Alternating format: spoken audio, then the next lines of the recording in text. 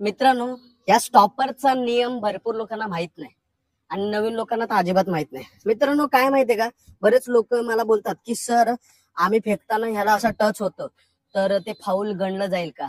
लक्षात ठेवा, तुम्ही याच्या खाली काहीही करा, तुम्हाला कुठलाही फाऊल गणला जाणार नाही. परंतु फेकता फेकता तुम्ही हा पाय अशा प्रकारे ठेवला, ह्याच्यावर जर पाय ठेवला, कुठेही, इकडे ठेवा, इकडे ठेवा, इकडे ठेवा, कुठलाही पाय ठेवा, जर ह्याच्यावरती पाय ठेवला तर तो फाऊल होईल.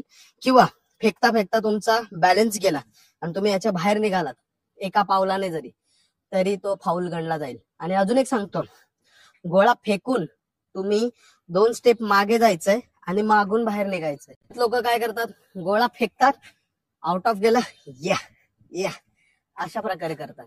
मग ते या या 0 घ्या घ्या. ओके, तर असं होऊ नये म्हणून तुम्हाला काय करायचंय, गोळा फेकला, आपला 3 गोळा फेकला, शिस्तीत पद्धतशीर बाहेर निघा.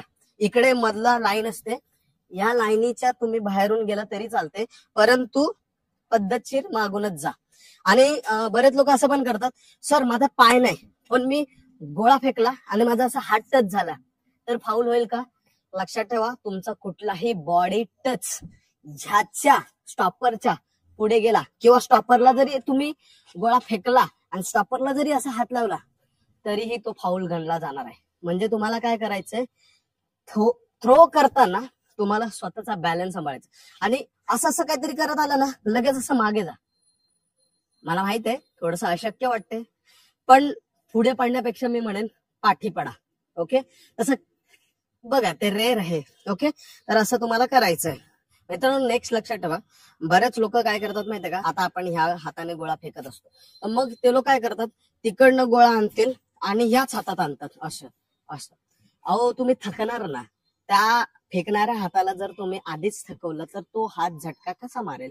म्हणून तुम्हाला या डावऱ्या हातांचा वापर करायचा आहे. म्हणजे गोळा आणायचं, गोळा न्यायचं, गोळाला सगळं काय करायचं, तो डाव्या हाताने, फक्त फेकायचं उजव्या हाताने. म्हणजे जसं तुमचं उजव्या हाताने फेकणं असेल तर त्या हाताने, डाव्या हाताने फेकणं असेल तर अपोजिट असं करायचं. ठीक आहे, तर तुम्हाला ही गोष्ट लक्षात ठेवायची आहे.